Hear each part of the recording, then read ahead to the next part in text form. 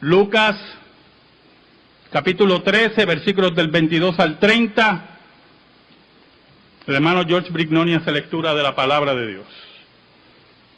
Pasaba Jesús por ciudades y aldeas, enseñando y encaminándose a Jerusalén. Y alguien le dijo: Señor, ¿son pocos los que se salvan? Y él les dijo: esforzaos a entrar por la puerta angosta, porque os digo que muchos procurarán entrar y no podrán. Después que el padre de familia se haya levantado y cerrado la puerta, y estando fuera, empecéis a llamar a la puerta diciendo: Señor, Señor, ábrenos. Él respondiendo os dirá: no sé de dónde sois. Entonces comenzaréis a decir: delante de ti hemos comido y bebido, y en nuestras plazas enseñaste. Pero os dirá: os digo que no sé de dónde sois. Apartaos de mí, todos vosotros, hacedores de maldad. Allí será el llanto y crujir de dientes, cuando veáis a Abraham, a Isaac, a Jacob y a todos los profetas en el reino de Dios, y vosotros estéis excluidos. Porque vendrán del oriente y del occidente, del norte y del sur, y se sentarán a la mesa en el reino de Dios. Y he aquí, hay postreros que serán primeros, y primeros que serán postreros. Amén. Volvemos a Lucas, capítulo 13, versículos del 22 al 30. Hablemos de la puerta estrecha. Jesús, según el versículo 22, se dirigía a Jerusalén. Había una característica del maestro que no debemos nunca pasar desapercibida. Jesús era un hombre que redimía el tiempo, que no perdía oportunidad para enseñar. ¿Sabe? Los hombres y mujeres exitosos, lo que se llama éxito según los parámetros de las sociedades modernas,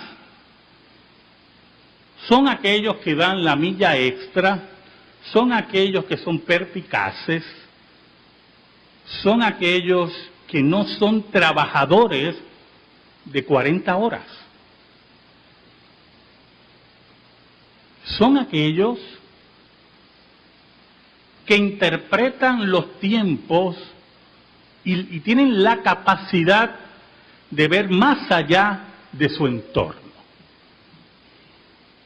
Son aquellos que observan e interpretan los eventos y la posibilidad de oportunidades en los eventos. Son aquellos que escuchan, tienen una capacidad auditiva, y no estoy hablando físicamente, de interpretar y ver qué posibilidades hay en lo que se le presenta. Son aquellos que escuchan consejos. Jesús era un hombre que no perdía el tiempo. La pérdida de tiempo, la pérdida de esfuerzos, viene regularmente por nuestra apatía, porque posiblemente nos hemos echado cargas adicionales a las que podemos llevar. Y en ese sentido, en Puerto Rico tenemos una frase muy popular, que a la larga, si usted asa 3 lechones, a la vez uno se le va a quemar. Jesús se dirigía a Jerusalén. Pudo haber tomado la decisión de dirigirse en forma incógnita para ahorrar energía, sabía lo que le esperaba en Jerusalén.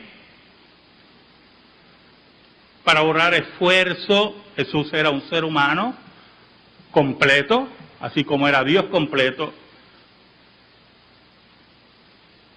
Para que no hubiera un cansancio emocional o mental. Pero Jesús no perdía el tiempo. Y muchos pierden el tiempo y pierden llegar a la puerta estrecha. Oramos. Señor bueno, gracias te damos. Gracias porque nos permites llegar y exponer tu palabra.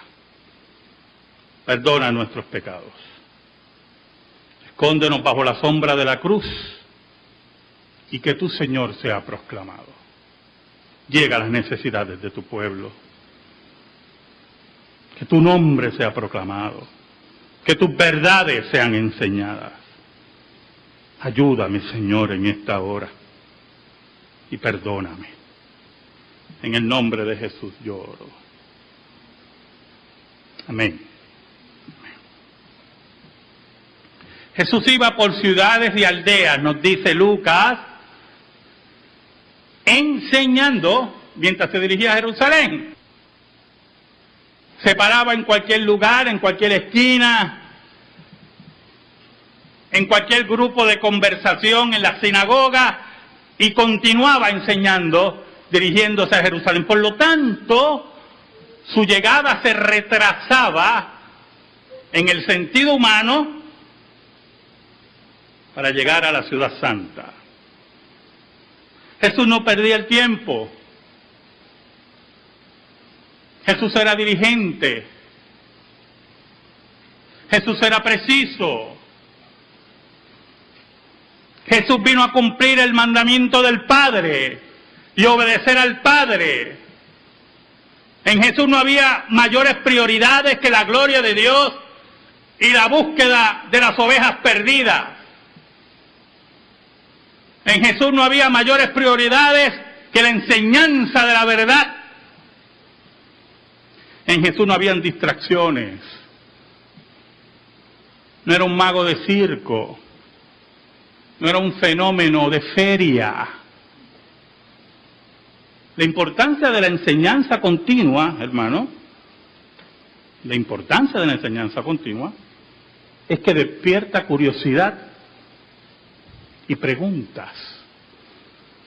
Cuando usted no enseña, no hay preguntas, pero no hay preguntas desde el punto de vista expresivas, las hay en el corazón del ser humano, pero lo que se exponga es lo que despierta ese momento, ese atrevimiento del ser humano a preguntar.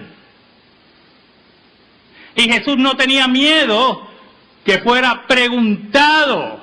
Por eso es que usted ve que las sectas regularmente prohíben lecturas, prohíben relaciones familiares, prohíben preguntas más allá de las que están formuladas dentro del círculo íntimo sectario. Por ejemplo, si usted va a un salón del reino, en el estudio de la atalaya, es interesante porque hay un artículo, el que sea, ¿verdad? Alguna bobada de esas que enseñan los testigos de Jehová. Y entonces se lee un párrafo y usted va a notar que los párrafos tienen unos pequeños numeritos.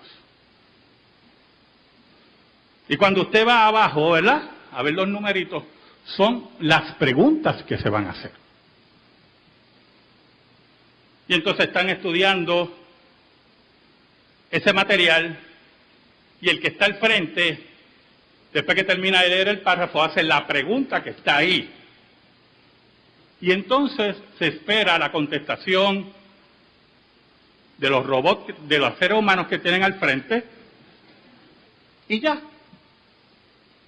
No es el estudio libre, no es el estudio abierto, no es el reto.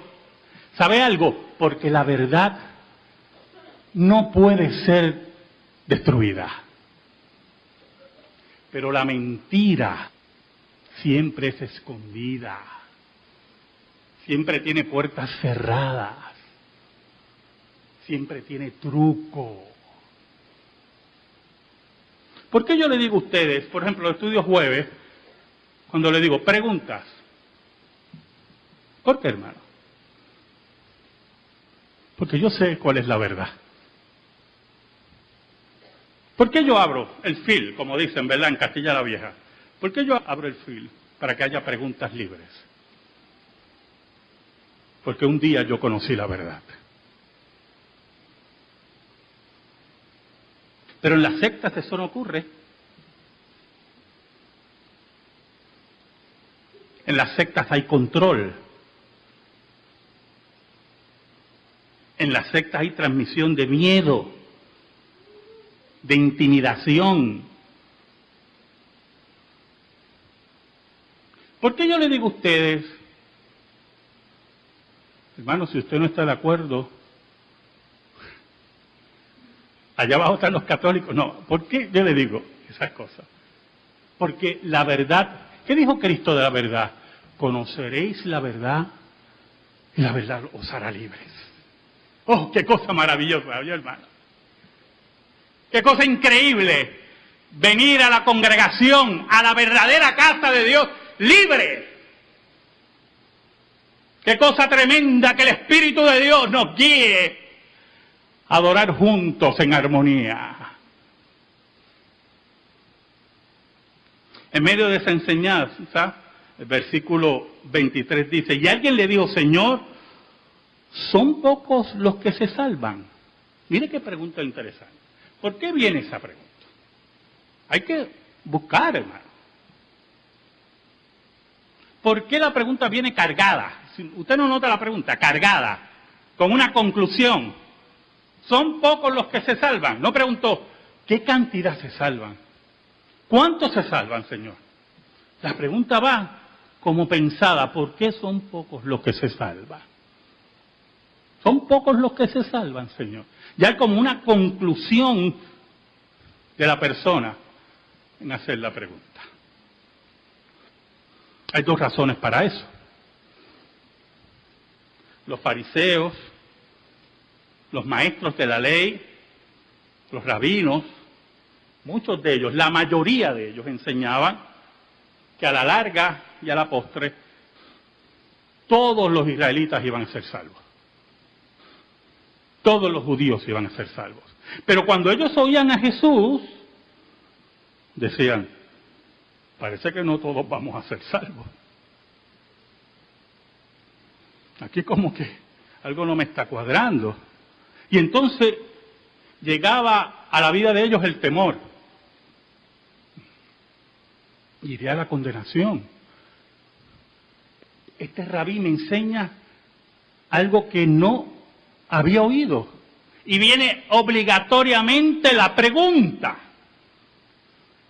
Señor, ¿son pocos los que se salvan? Y él les dijo, esforzaos a entrar por la puerta angosta, porque os digo que muchos procurarán entrar y no podrán. Versículo muy difícil, ¿oyó? Difícil no por el impacto, sino difícil por el contenido que puede ser malinterpretado. Como si la salvación fuera un esfuerzo. Pero es algo más complicado. ¿Sabe? Muchos se sentaban a oír a Jesús. Muchos seguían a Jesús. Y muchos de ellos filosofaban con lo que Jesús decía. Muchos de ellos cavilaban las palabras de Jesús. Discutían, ¿será este uno de los profetas? Pero el compromiso es otra cosa. Algunos se alimentaban intelectualmente de las palabras de Jesús, pero no había compromiso de ninguna clase. ¿Sabe? Yo he hablado con miles de personas sobre Jesús. Y me he encontrado con personas ya, a mi edad pues ya yo sé, era como antes, ¿verdad? Que se sientan y ponen esa cara de intriga. Ah, qué interesante.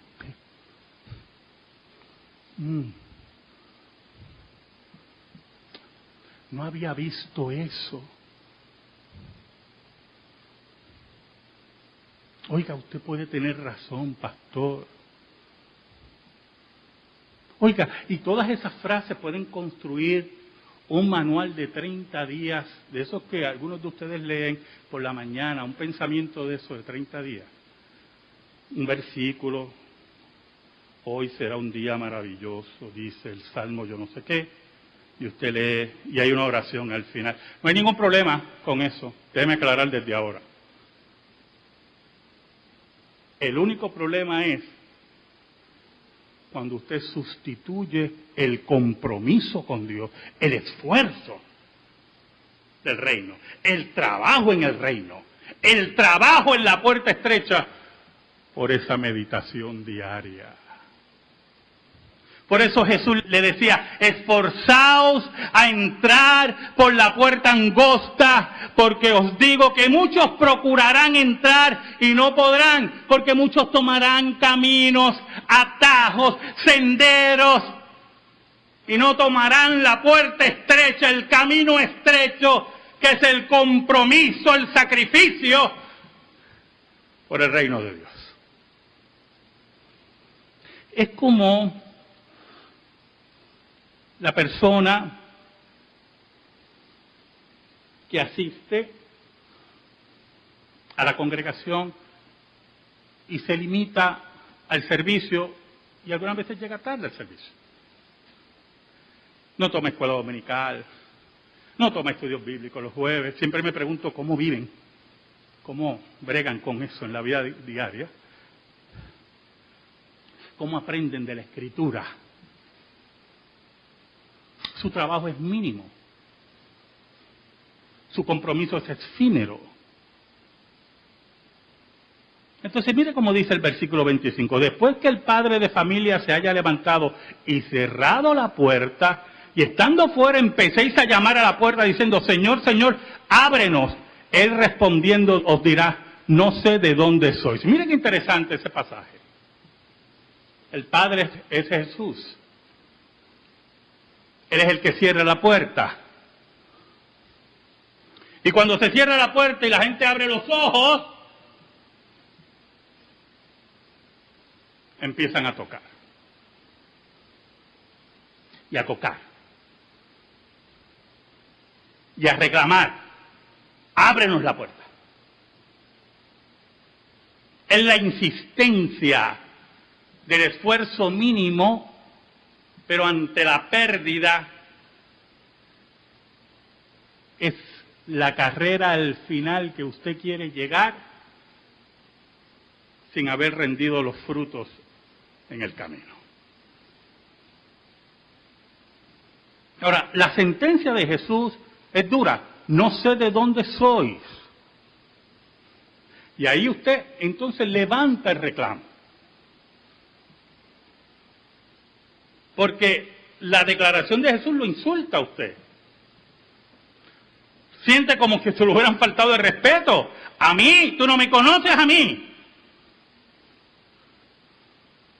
Mire cómo dice el versículo 26. Entonces comenzaréis a decir, delante de ti hemos comido y bebido y en nuestras plazas enseñaste.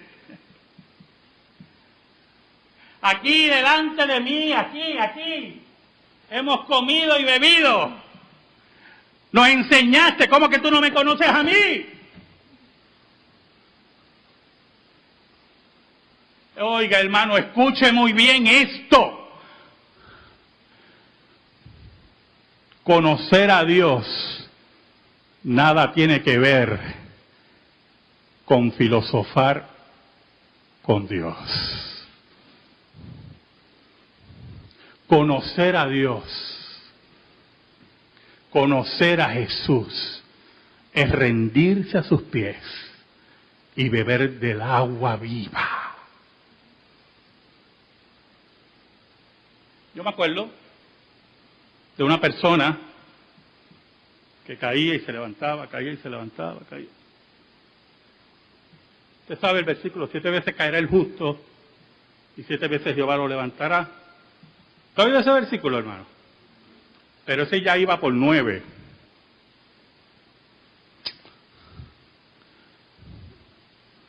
Y cada vez que me reunía con esa persona, usted veía que se sentaba y era como si te escuchara y te llenaba a ti de esperanza, ¿verdad? Porque uno quiere la felicidad de la gente. Bueno, si usted está de acuerdo, ¿verdad? Si usted es un psicópata, un sociópata, no le importa a la gente, le importa a usted. Pero los que hemos conocido la verdad, hemos conocido a Jesús, queremos que la gente conozca a Jesús. Oiga, y me sentaba y la persona, es verdad, caramba, no se llenaba de esperanza y de alegría. Yo, qué bueno, ahora va a reflexionar. No conocía a Dios. Por eso es que Jesús, mira el versículo 27, Jesús dice, pero dirá, os digo que no sé de dónde sois. Oiga, el carácter de Jesús, escuche bien, el carácter de Jesús estaba casado con la gloria y la ley de Dios. El carácter de usted, el carácter mío, tiene que estar casado con la gloria y la ley de Dios. La amistad, escuche bien, la amistad que usted tenga y que yo tenga, en medio de ella tiene que reinar la gloria y la ley de Dios. Os digo que no sé dónde sois. Apartaos de mí todos vosotros, hacedores de maldad. No importa que te sentabas, no importa que oías, no importa que asentabas con la cabeza o parecía que reflexionabas. No importa que aparentemente por un tiempo parecía que el cambio había llegado. No habías esforzado ni habías trabajado por entrar en la puerta estrecha. Porque cuando viste qué estrecha era, buscaste el atajo, buscaste el sendero desviado, buscaste lo cómodo para tu vida. Añade el maestro, allí será el llanto y el crujir de dientes cuando veáis a Abraham, a Isaac, a Jacob y a todos los profetas en el reino de Dios y vosotros estéis excluidos. Entonces, para el judío que oía a Jesús, la contestación a su pregunta, la pregunta de ese judío, hermano, fue terrible. Va a llegar un día, vamos a parafrasear a Jesús, va a llegar un día que vas a estar llorando de desesperación. Por cierto, en el original es agonía, ¿oyó? Es interesante porque en el versículo 24, esforzaos a entrar por la puerta angosta, también tiene que ver con agonía, con esfuerzo, con dar la milla extra. Oiga, y dice, va a llegar ese día, como dicen aquí los puertorriqueños, me imagino a Jesús, imagínense a Jesús como puertorriqueño. Mira, mi hijo, va a llegar ese día. ¿Qué vas a llorar? ¿Vas a estar desesperado? ¿Vas a estar en agonía? Tus dientes van a crujir de rabia y de coraje. Porque tendrás la certeza que el reino de Dios se ha consumado, que ahí estarán presentes los héroes de la fe, y tú vas a estar fuera. Y entonces Jesús le añade algo interesante al discurso.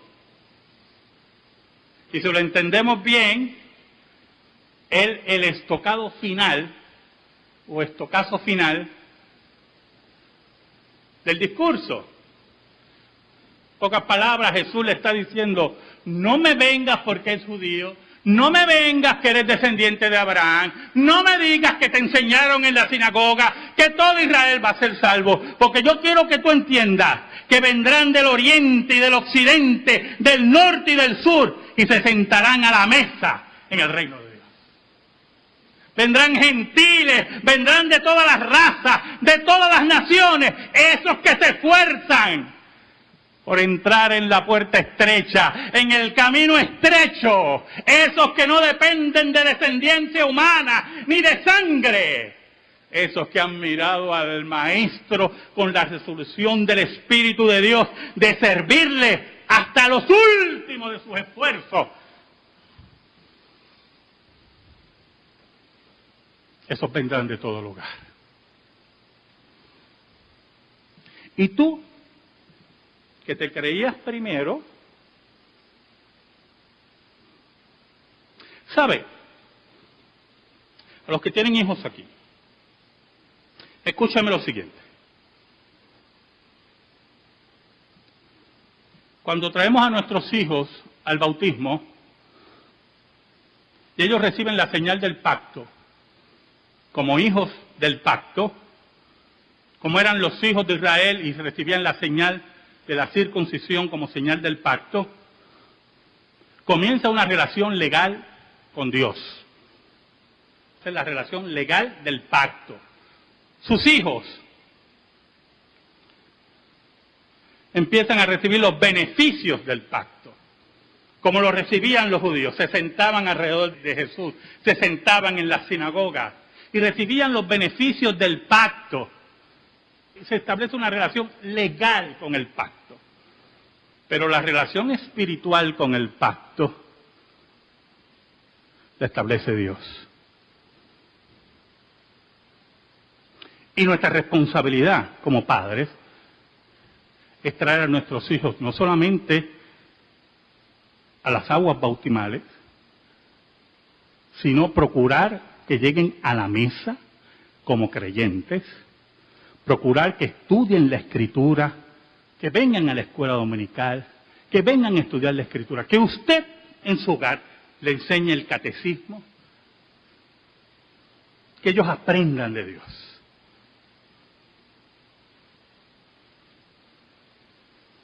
Pero ¿sabe algo, hermano? No te olvides lo que dijo Jesús. Versículo 30. Y aquí hay postreros que serán primeros y primeros que serán postreros. Dios es el que establece la relación espiritual de tus hijos. Dios es el que llega a la vida de tus hijos. Y solamente por la palabra de Dios, tus hijos, por el poder del Espíritu Santo, serán convertidos.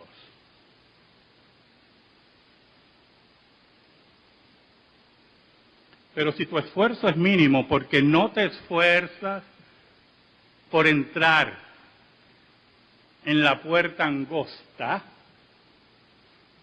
¿Y qué significa entrar en la puerta angosta? En la relación eclesiástica, en el nuevo Israel, en la casa de Dios, en el último estadio, que es la iglesia.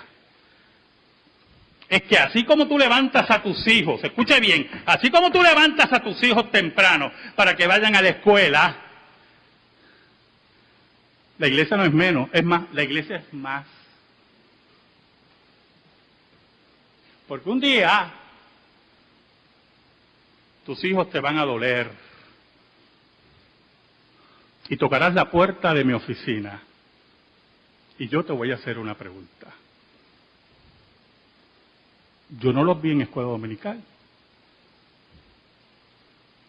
Nunca los vi un jueves estudiando la Escritura. ¿Qué pasaba? Y de momento, como dice Jesús, llegarán los postreros. Los que no han estado muchos años con nosotros, pero que han visto la verdad y han visto la puerta estrecha. Y aunque sean los postreros, serán los primeros. Ese día comprenderás lo que es el camino estrecho. y posiblemente lo comprendas con dolor, mucho dolor. Amén. Gracias te damos, Señor. Yo te pido, Señor, en el nombre de Jesús, que tu palabra eterna, sea depositada en nuestra vida por el poder del Espíritu Santo. En el nombre de Jesús. Amén. Y amén. Estamos en silencio, hermano.